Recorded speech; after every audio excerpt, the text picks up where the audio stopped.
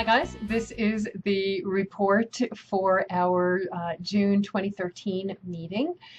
Lots been going on, like is always going on this month, so let me dive in. Obviously, the most impressive thing has been that we're awesome, and we know this because the Awesome Without Borders Foundation has awarded us one of their weekly awards for being awesome, entirely because our meetings are open and our way of being is open and participatory and inviting folks to participate. And so for those of you who are watching this and hoping to participate in our board meeting, you two are awesome. Um, in the visibility realm, we've been working so hard on our messaging this month, and it's getting really, really close. We've got a fact sheet that is in draft form that's actually gone up on our About Us page that is close enough, we think, that it's well, let's just say that it's close enough to being where we want it to be, that it's way better than what we had on our About Us page. So, so that's a really cool thing. Spent time with Gail and with Nancy doing some just brainstorming about our bad tagline session, which was really, really fun. And Kent Shell was part of that meeting as well, participating online. And so we're very, very close. And that's very, very cool. A couple of other visibility things while we're sort of talking about that, and one of these has, well, everything we do. It's so wonderful to have everything we do be not just focused on one thing, that everything is strategically positioned to leverage whatever it is we're doing to accomplish many goals. One of which is that I presented remotely at a conference at the Public Administration Theory Network conference, which is an academic conference on public administration theory, and talked about what it is, the difference between a business discourse and a democratic discourse, as we're looking at creating this as a change throughout certainly the social change world, and you know, how can we more democratize conversation rather than making it all about the market, which has way more to do with everything in life than just social change. And so that was very, very cool to be able to talk about what it's like to create open participatory conversation and to have us as a case study. So that was a very neat thing. And what was nice is that it was with Angie Eikenberry, and you guys will remember Angie. She is from the University of Nebraska, Omaha. She was at our board meeting in December, and what we're hoping to do, and it was with several other folks in the academic arena, whom I've never met before. And so it'll be fun to think about doing similar presentations at similar conferences to just really explore this whole concept of what does it mean to stop looking at solely a market look at discourse, as in we engage if it's worthwhile for us, and to look at a more democratic form of discourse. So that was very cool. I've never presented at an academic conference before. I've never even been to an academic conference before, so that was sort of fun. Lastly, and perhaps most excitingly, Dimitri and I will be spending 10 days in July in Southern Ontario with being sponsored by and brought there by 4 of our graduates, our immersion grads who are in Southern Ontario.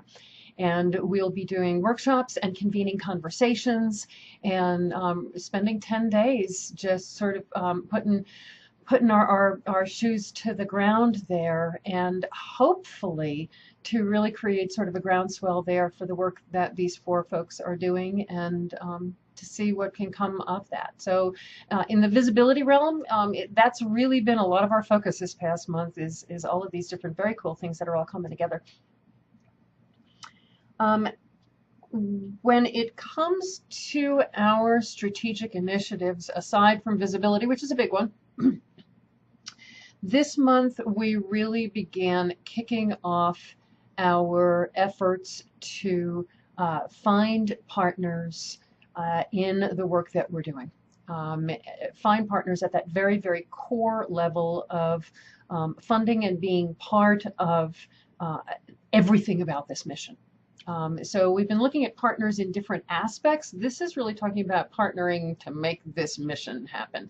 And you'll see on the slide that is in front of you right now that what we're looking at as a strategy is roundtable discussions with funders and people who are in, whether it is the social investment realm, whether it's the venture capital realm, that many people who are looking at creating social change are actually going to directly into the venture capital realm. The whole purpose of these conversations is to redefine partnership. And what you're seeing in the concentric circles there, which I hope are helpful for creating context for you guys, we're going to find out. We'll talk about that. There's a couple of different objectives in our having these roundtables. One is that from having these conversations, and we are hoping to have maybe 24, maybe 30 of these roundtable conversations online by the end of the year. Yeah. The goal in one part being to identify potential partners, people who get so engaged in the conversation that they want to know more and they want to be a partner. We're hoping by the end of the year to identify 2, 3, maybe potential partners that by the end of the year they say, you know what, I really want to be part of this. As you can see in the slide again, the goal of that partnership is not funding. The goal is that we actually redefine what does it mean to partner and partner. And so doing our planning together, you guys know that we've been putting off our planning so that we had a more effective and bring us all together and plan with folks who would be partnering with us to make all of that happen. The end result of that planning being, yes, we ramp up our programs, but they also potentially change the way they're looking at their own organization and operating differently. The ripple of that is obviously creating a more effective option for partnering globally with whomever, people who may be watching, because again, it's a demonstration project.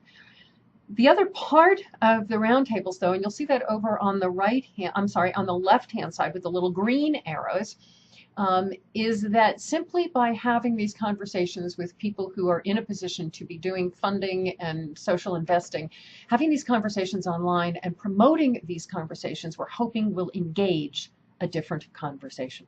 We're hoping that it will spark a conversation about the balance between money and power and value and partnering.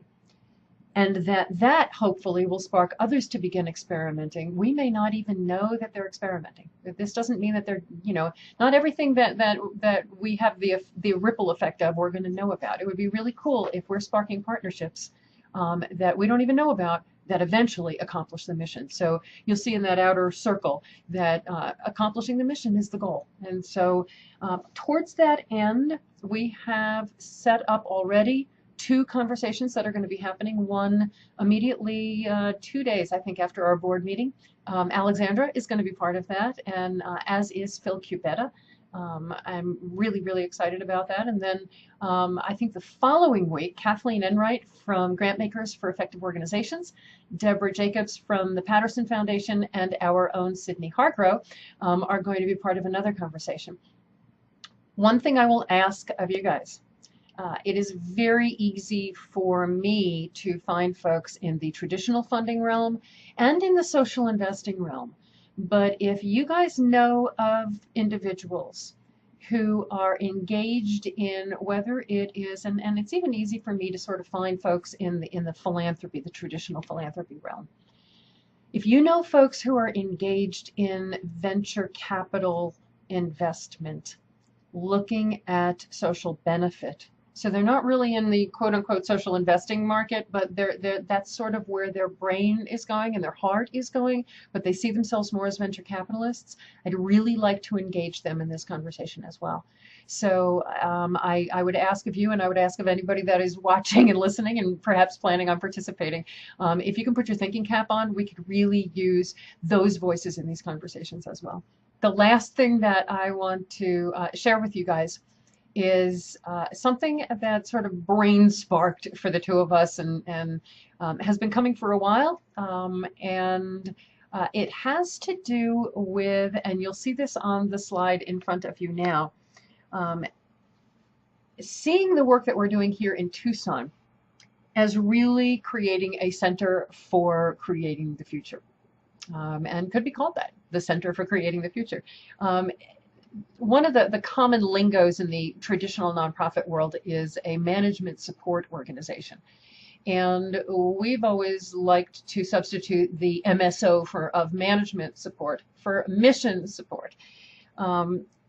What we're realizing, though, is that there is a real serious hole in Tucson, a real serious need for those kinds of educational opportunities and convening opportunities and demonstration opportunities right here where our offices are. So if we have our offices here anyway, and we're doing workshops here anyway, and we're convening and engaging conversation here anyway, all of which we're already doing, and that local service is very sorely lacking here, it seems like a natural to create, to be more conscious, to be more intentional about making this, which we've always just thought of as our office, into really a center for creating the future here in Tucson. What that allows us to do is to be more intentional about using this as a demonstration project in a place-based way. We've been looking to do potential demonstration projects here and there and out and in, looking at those as they are the place-based ones, and we're looking sort of at the theory, no, what if we are also the place-based one because we're located in a place? So what we're really thinking about is that opportunity then to have conversations with other place-based organizations, not just from the theory place, but from the fact that we are actually a place-based organization. We just haven't been thinking of ourselves as one. What that brings up is something that, and this was a brainstorm of Dimitri's, and God bless him. Some of you have actually been in our office, have spent time in our office, and know a little bit about the layout here. We moved into this office in 1998. So we're going on, what is that, 13 years, 14 years? When we did, we were a small consulting firm that spent most of its time collecting diapers. The office is set up for that. It's set up for that whole process, but it's certainly not set up for what we are now.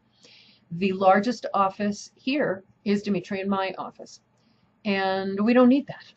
And so what we're thinking about doing is a complete empty this place, paint it, and swap offices so that what is now the conference room will be Dimitri and my office, which is considerably smaller, and the what is now our office, which is about 15 by 15, it's not a bad size room, will be a conference room and training room, which means that for our immersion classes and for our small workshops, we no longer need to go to someplace like the DoubleTree and have the expense of the room, the immense expense beyond what normal catering would be. We can cater here just like they can cater there, only we don't have the plus, plus, plus.